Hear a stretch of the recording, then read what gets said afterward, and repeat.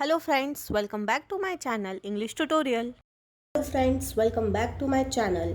आज हम लेके आए हैं बहुत ही इंटरेस्टिंग टॉपिक। तो आज का हमारा टॉपिक है एडवर्ब।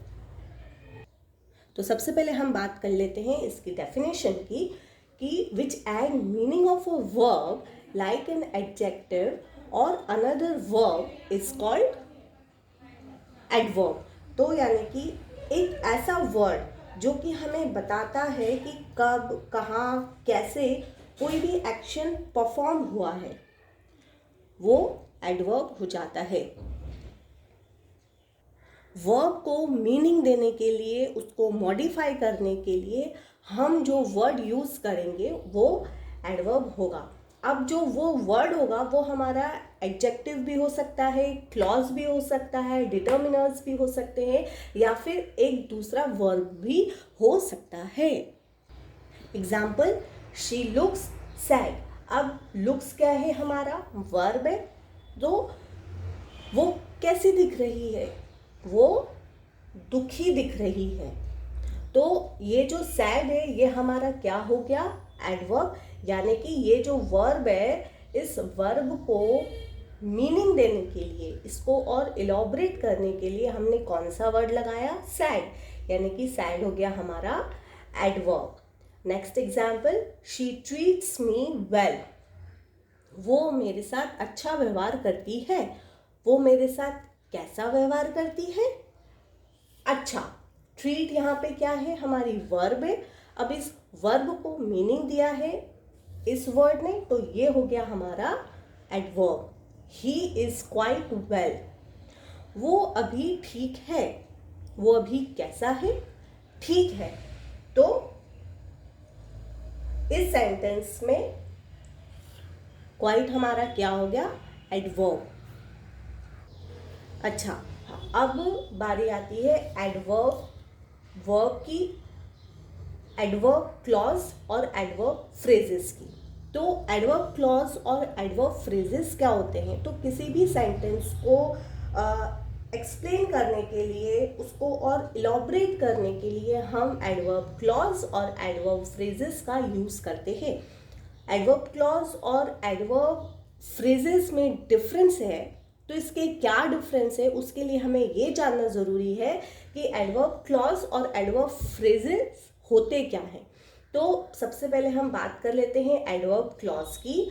तो किसी भी सेंटेंस में अगर हमें ये जानना है कि एडवर्ब क्लॉज क्या है, तो उसके लिए हमें सबसे पहले एडवर्ब इंडिविजुअल और क्लॉज इंडिविजुअल का मीनिंग आना बहुत ज़रूरी है। तो एडवर्ब का मीनिंग अभी हमने देखा कि जो वर्ब को मीनिंग दे वो हमारा एडवर्ब कहलाता है। और क्लॉज क्या होता है,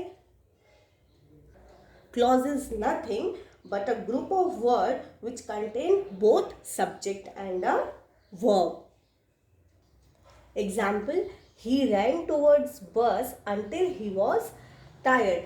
अब इस सेंटेंस में until he was tired हमारा क्या हो गया, एडवर्ब क्लॉज। क्यों हो गया, क्योंकि इस सेंटेंस का मतलब है कि वो तब तक बस के पीछे भागता रहा जब तक कि वो थक नहीं गया। ठीक है, तो इस सेंटेंस में सब्जेक्ट भी है और वर्ब भी है, यानी कि क्लॉज एडवर्ब भी यूज हुआ है until। तो ये हमारा क्या हो गया, until he was tired, adverb clause. अब एडवर्ब फ्रेजेस क्या होते हैं, एडवर्ब फ्रेजेस भी सेंटेंस को और अच्छी तरीके से एक्सप्लेन करने के लिए हम यूज़ करते हैं। लेकिन अब जानते हैं कि फ्रेजेस क्या होते हैं और एडवर्ब। तो एडवर्ब फ्रेजेस में ना ही सब्जेक्ट आता है और ना ही वर्ब आता है। एग्जाम्पल देख लेते हैं, we were panicked without any reason. तो इस सेंटेंस में विदाउट एनी रीज़न हमारा क्या हो गया, adverb phrase. So adverb clause and adverb phrases are those which modify verbs, adjective and adverb in the sentences. अब कुछ और एग्जाम्पल देख लेते हैं एडवर्ब के। प्रोबेबली ही इज मिस्टेकन, यहाँ पे हमारा एडवर्ब क्या है, प्रोबेबली. पॉसिबली एज यू से, यहाँ पे एडवर्ब क्या है, से. सर्टेनली यू आर रॉन्ग, यहाँ पे हमारा एडवर्ब क्या है, सर्टेनली. अब इन तीनों सेंटेंस में एक चीज़ कॉमन है. सबसे पहला तो ये कि ये तीनों सेंटेंस में जो एडवर्ब है वो हमारा सबसे पहले आया है. ठीक है, तो इसका एक रूल है. क्या रूल है कि कोई भी सेंटेंस में अगर एडवर्ब बिगनिंग में यूज होता है तो वो पूरे सेंटेंस को मॉडिफाई करता है rather than a particular word. यानी कि प्रोबेबली जो वर्ड है, ये एडवर्ब जो है वो पूरे सेंटेंस को मॉडिफाई कर रहा है, मॉडिफाई होल सेंटेंस.